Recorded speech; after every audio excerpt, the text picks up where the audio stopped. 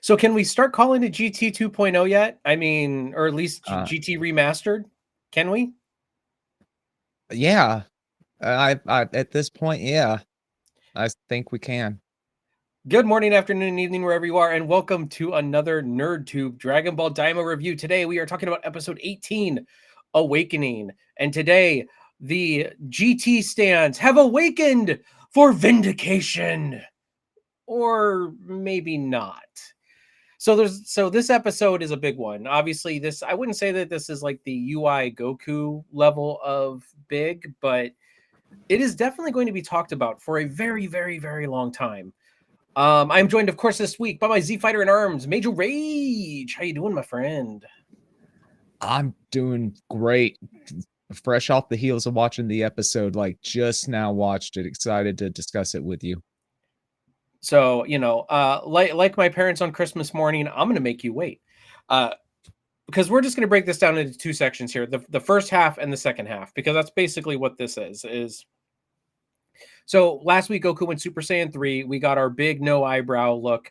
I honestly thought that we were going to get a bunch of Goma versus Goku Super Saiyan 3 1v1, when in all actuality, they all kind of piled in again like they kind of were before.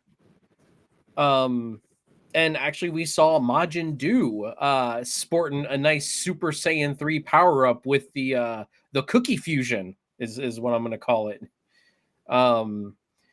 Yeah, so that was kind of interesting, where you got Goku Super Saiyan 3 and Majin Du with the hair. And I don't know, anything you want to add about this sequence besides, I don't know, like what I just said?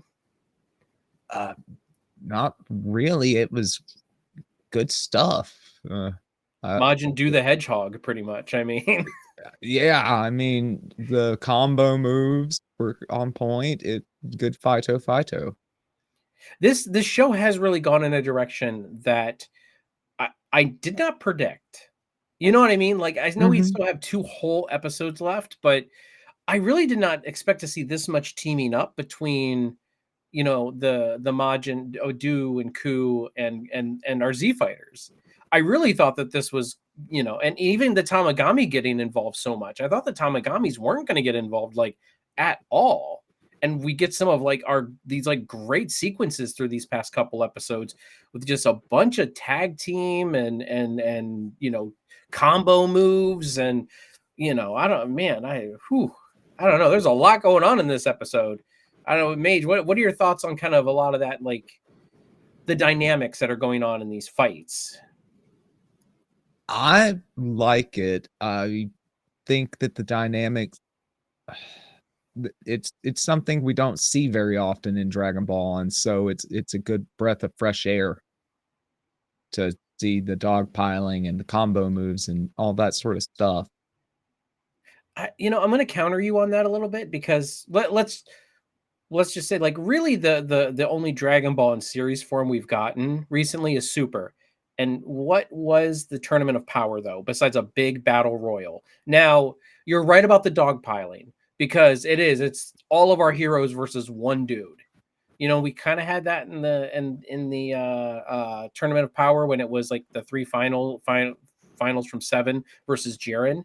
So you had a little bit of that dog piling, but the Tournament of Power was kind of the same thing. It's like, I don't know, every person for themselves almost, but I guess you're right. No, I renege. You're right.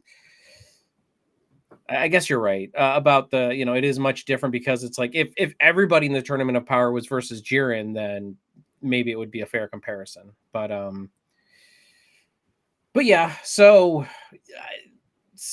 our Z fighters, we got we got Tamagami 1, Goku Super Saiyan 3. Everybody else, I think, is pretty much wasted at this point, besides those 3. And we get our moment where Goku is just, they're beat down and raffle stomped, even in Super Saiyan 3. So I thought, honestly, this would be more of a back and forth, but in all actuality, it's still Goma just raffle stomping people. I don't know. Do you feel that way, or? Yeah, I do. That they need to take out that eye power up. That's what I thought they would kind of do to, get it, to kind of power him down. But yeah, then, I mean, Oh, go ahead. But he keeps blocking all the key attacks, so even if they are trying to aim, like, say, Mhm. somebody as smart as Piccolo is firing his Makenko Po at the eyeball, Goma's been blocking it, so Yep. Yeah. You know what I thought would have been a great moment, and this may still happen, but I thought would have been a great moment if, like, if Goku, whether it be Super Saiyan 3 or the form we're about to get into, if, like, you know, Goku's like, "Piccolo, Raditz," and then Piccolo's like, "Got it," and then he goes and he starts charging a special beam cannon, and then Goku grabs I know he's a kid, he's too small or whatever, like, but still, like, somehow he grabs Goma and, like, like holds him in place, and then Piccolo, like, shoots the third eye, like, out of him or right through the middle and destroys it or something, like, I think that would be awesome. A good callback to, like, that first fight in Dragon Ball Z. Um, but I don't know. That's kind of, as I said, that's kind of like my theory crafting wish listing, which, won't happen, but still. a man can dream. Yes, he can. Okay, so do you have anything else about this first part where Goma's still wrongful stomping everybody? Like, everybody's teaming up, everybody, it's still not happening for the Z fighters and everybody else. No, I think we've covered that part. So we get to the big meat and potatoes here of this episode where Goma's about to, he beats everybody. Goku's down. He's about to do the death ball Frieza move that Mhm. everybody does. I think the only person who really didn't do that is Cell. I don't think Cell really had a death ball move, right? I don't remember. No, I don't believe he ever used anything like that. So Cell doesn't get a lot of credit for being original because he really did not use a lot of tropes that everybody, that a lot of people say he did, or not say he did, but for somebody who basically was made out of all of the main characters, he didn't use any of the tropes anyway, um, in plot devices. So anyway, okay, so here's the moment. Goku's down. Neva steps in, hits him with some kind of weird Blutz waves or something like that. That's a callback to GT for all of you GT stands out there. And we get it. Goku goes some form of Super Saiyan 3. Now, I don't know if this is Toriyama canon Super Saiyan or Super Saiyan 4. Sorry, did I say 3? 4. Yeah, you mean 4. 4. So we get our Super Saiyan 4. And it is unmistakably Super Saiyan 4. Like, there's no bones about it. This is literally Toriyama's version of Super Saiyan 4. It opens up a bunch of plot holes, which Mhm. we might talk about, but it definitely, in my opinion, it definitely decanonizes GT. I'm sorry, it does. I think GT had its moments and had some good parts to it, but this right here basically is Toriyama saying, no, this is my version of GT. Fair enough, because he did the same thing with Broly and he did a good job with it. But we've always been saying that this show has been Dragon Ball GT, like, the remaster or 2.0 or whatever we wanted to call it, and now it's kind of confirmed, in my opinion. The only thing I really want to comment on the form, other than that, is it is different. It is different. He obviously doesn't turn into an adult when he transforms. He also has bigger hands, and I couldn't tell if his legs were bigger too, but it seemed like they grew as well when he transformed. But I know his hands grew. So it's Mhm. kind of like that great ape, like big hands, because the great apes had huge hands too. So it's kind of like that halfway point between great ape, like containing the power of the great ape, as well as being like a Super Saiyan and maybe God Key or maybe some kind of God form, because the red eyes is from Super Saiyan God. Like, it looks exactly like Super Saiyan God eyes. Because didn't he have yellow eyes in GT in Super Saiyan 4? Believe so. So anyway, I know I've been rambling for a while. Sorry, Mage. Go. And black What? hair. Oh yeah, I guess you're right. He did have black hair. Huh. I was more thinking of the hair down here, but yeah, you're right. His top hair was also like a magenta color. So, um, so yeah, it actually wasn't Gogeta's hair, like that magenta. Gogeta's hair was that Yeah. magenta red, yeah. Oh, okay, cool. Anyway, what are your thoughts? Get no holds barred. Just whatever you want to say about it. Like, let's just go into it. I mean, there's not much plot here besides Fighto Fighto. So No, it opened, like you said, a can of worms of plot holes. well, Uh, if GT is still canon, I still in my head canon, GT is not canon. It's another universe. Like it's you if you want to call it the Heroes universe, if you want to call it whatever GT is a part of. I don't consider it. GT just can't be canon at this point with everything that's gone on. agreed. And I mean, maybe they'll explain it away in the last 2 episodes. I hope they don't at this point because I feel like the only way we're gonna get an explainer is going to be is everybody forgets what happened in the demon realm. You know what I mean? Like it's one of those stupid Mhm. things. Yeah, And there I go ahead. it would cheapen it if they do something like that. And they would use that as an excuse. Oh, that's why Vegeta never really used Super Saiyan 3 because he forgot, and Goku didn't use Super Saiyan 4 ever again because he forgot. But like, and you're right, it cheapens it. Um, my thought on the Super Saiyan 4 though is, like it's a demon realm only thing. Maybe since Neva gave him that power up, it's something that can only be used in the demon realm. And I'm sure Goku will learn how to use it again. Let's be real. Every time they say, oh, this is a one time thing like Super Saiyan God, they learn how to do it on their own. Oh, you have to have 5 Saiyans, 5 pure heart. No, is it pure hearted? It's 5 Saiyans combine like their power into one person to get Super Saiyan God. And then Vegeta in the next arc, like basically knows it. And the level above, apparently. Like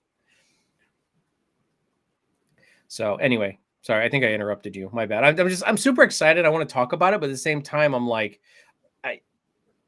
It also is very not concerning, but just very controversial. You know what I mean? Like, Yeah. Like, I don't I was never a big GT fan, so, like, seeing level 4 doesn't get me all hyped. I didn't mark it out or anything, but it in its own Toriyama way, it felt cool. Like, it I don't wanna crap all over it, but at the same time, I kinda do, if that makes any sense. no, I get it because also my inkling, like as my practical brain kind of takes over from the excitement of the episode, it also is like, is this kind like I don't was this worth it? What was like okay, so Dragon Ball Super Broly was, I think, worth it to redo Broly. The story was Mhm. good, the fights were good, everything like that. In this, Super Saiyan 4 is so out of nowhere. It's not like it's like, something that's earned even. Neva just Right. gives it to Goku. So is this worth it? Like, you know what I No. mean? Like, and he didn't I even don't think keep it so. for the entire episode. Like, eventually, I No. think Goma powers him down. He powers him down, so it doesn't even win the day. At least the original version of Super Saiyan 4 wins the day Hmm. and, uh, felt earned because of having to go through the power of containing the Golden Uzuru. Yep. Uh, the whole pulling the tail out thing with the Elder Kai. Which was kind of horrible, but I get at least it felt more earned because of that. Mhm. So yeah, But I mean, oh, go ahead. No, go ahead. I've talked way too much so far. so it Toriyama's version of the form looks cool, but it comes out of nowhere and it makes it and it's a very unearned, and so that gives it an unsatisfying feeling, especially when you combine it with it not getting the job done. So, Mhm. why bother doing it in the first place if it doesn't get the job done? Except to kind of hype up the form and get the GT stands excited. So, it makes Oh, it go pure ahead. fan service. I was just gonna say this feels like a very Dragon Ball superhero move. At least Mhm, Dragon Ball superhero knows what it is and it does what it does, and it doesn't try to make sense. You know what I mean? Like it mhm. doesn't try to make sense. It's like this is fan service the web short. You know what I mean? Like they don't even hide it, and that's what they say it is. And that's kind of what this felt like it was. I know the internet's going to be ablaze for a while about this, and I I just, as I said, I don't hate on GT. I don't think GT's good, but I don't hate on it. As I said, I try not to yuck people's yum. Mhm. If somebody likes GT, fair enough. I always thought Super Saiyan 4 form would have been great for like a evil, like like Yamoshi or whatever the name of the ancient like Saiyan was who became a Super Saiyan. Like Mhm. I think that would have been. I think Super Saiyan 4 is a great form for a villain that's a Saiyan. You know what I mean? Like, so I never was a fan of it being Goku and Vegeta's forms, especially because they look so different. Like, even their, and I know it's their versions of the form, but still, like, and then they grow like they have to get different pants, and The I'm just like, pants. But then it had Uncanny Valley in this episode where Kakarot's pants stayed the same. It was so Uncanny Valley for me seeing the top half of Super Saiyan 4, but then the Gogeta hair, and Mhm. it just felt off. Yeah. See, we really know how to ruin an episode, don't we? We do. We That's for okay. each for ourselves and each other.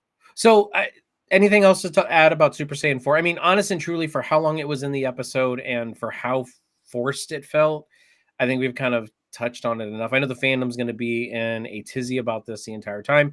If you were super excited to see Super Saiyan 4, I'm very happy for you, but you have to kind of acknowledge the fact that it is kind of out of nowhere and it is kind of almost pointless.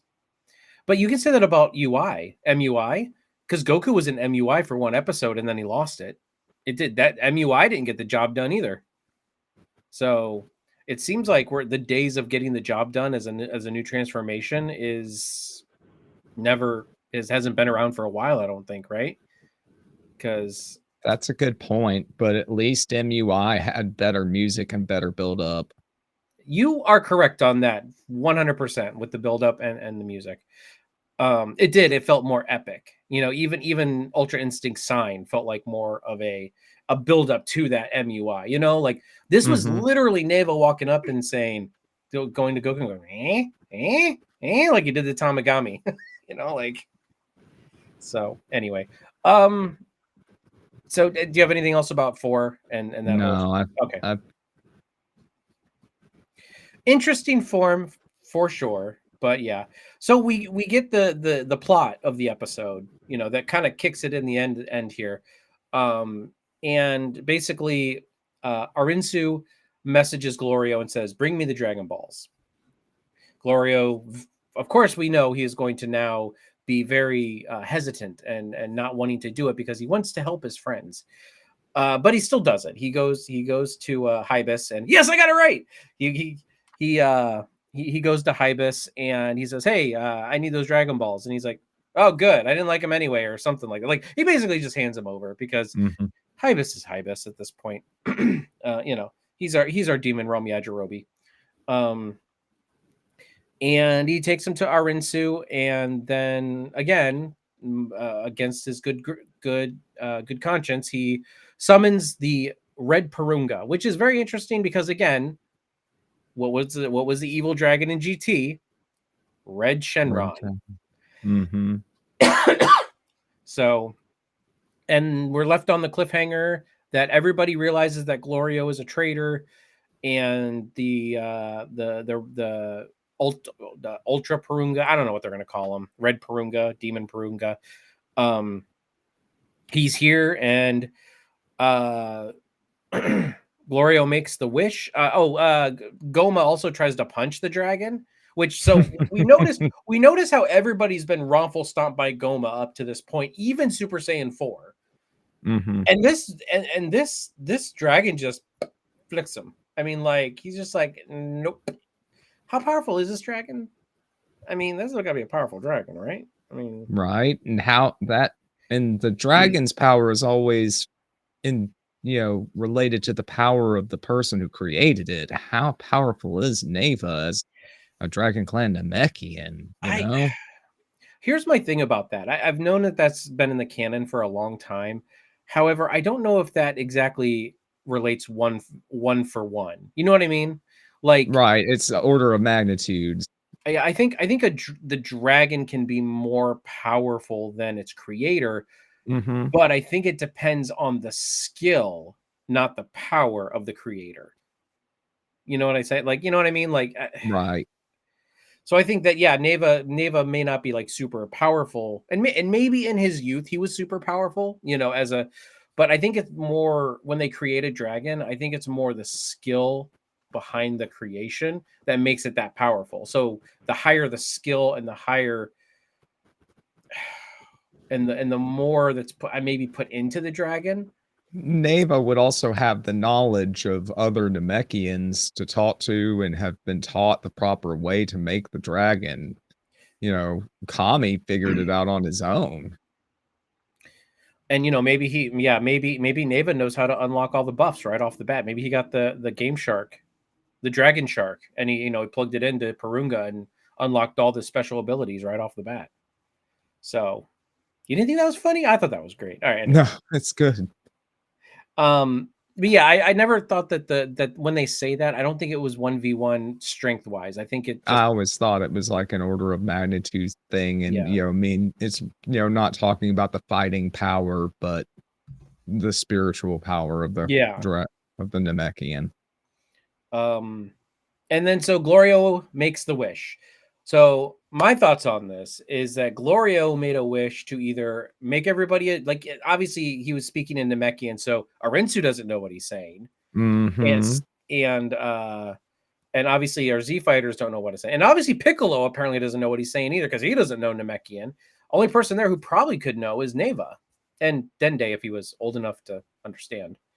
Um but so yeah, so I think how this is going to play out is Goku either or not Goku, Glorio either made a wish that would made them all adults again, or something else. But I don't think he's going to give Arinsu exactly what she wants because she wants to No. be the. And I forgot to mention earlier, she wants to be the Demon King, and then and with all the magic. I don't know if it's like all the magic that goes with it, or if it's like her being Demon King amplifies her magic so that it would, make her more powerful. You know what I mean? Yeah, I know what you mean. But I don't, Uh, I don't think, I don't think she's gonna get it. I think no. Glorio is gonna make some kind of wish that will either favor the Z fighters or favor himself. Even maybe he'll make himself Demon King. You know what I mean? Like, I don't know. Or do you think it's going to be a Toriyama gag? Do you think he's going to wish for panties or something like that? Ooh, good question. Right? There have been so many gags, it's very likely he makes some sort of under pressure nonsensical wish. I know what it's going to be. He is going to wish for a plane that won't crash or break. Indestructible plane. There we go.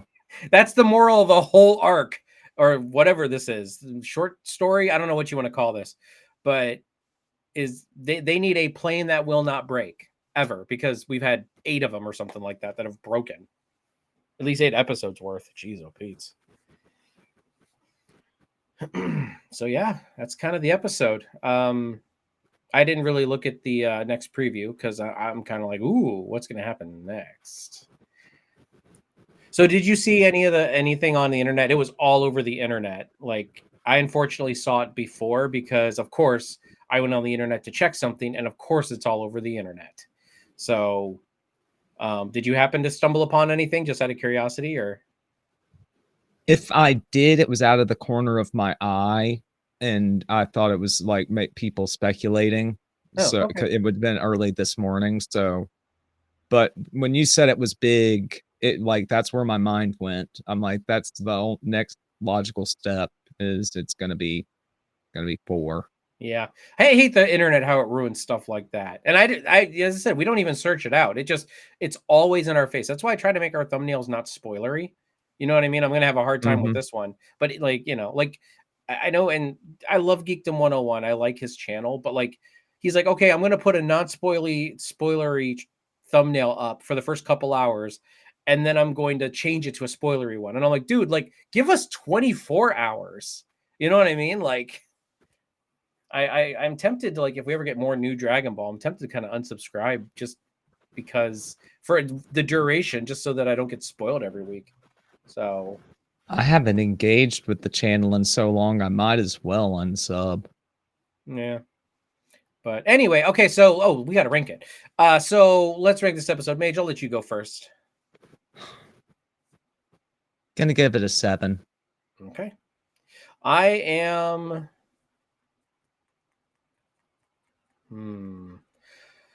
I am going to give it an 8. Okay.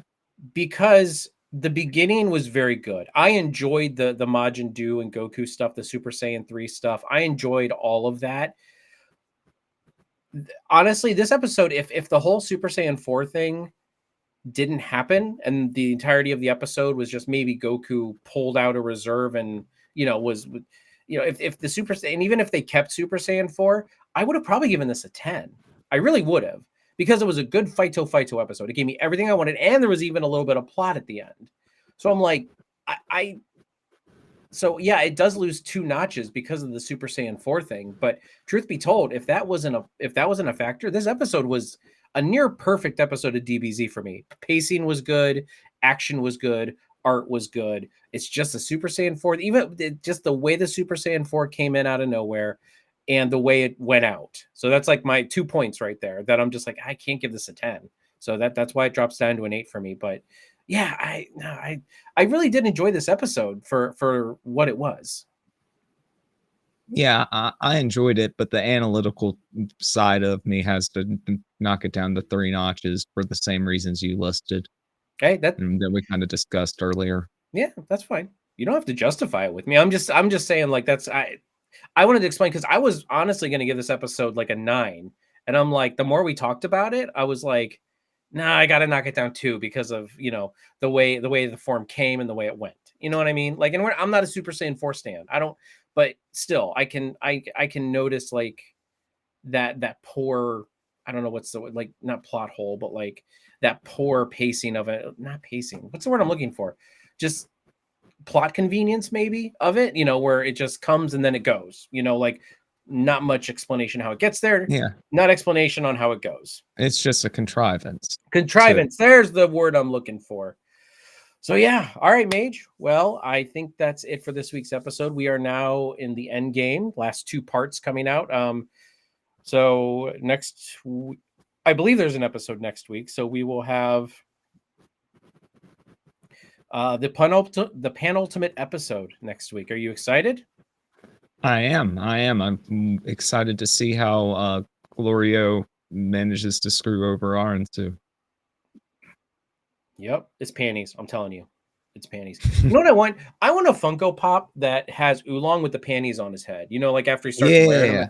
That's what I want. After he wishes for him, I would buy the hell out of that Funko Pop. That's the Oolong I want. I am not buying any Oolong Funko Pops until we get that one. I'm sure we're not going to get very many Oolong Funko Pops anyway. Anyway, with that all being said, everybody, thank you very much for joining us here this week. If you haven't already, please consider liking, sharing, and subscribing to NerdTube, the greatest YouTube channel you kind of maybe sort of heard of. We'll catch you guys in the next one. Bye-bye.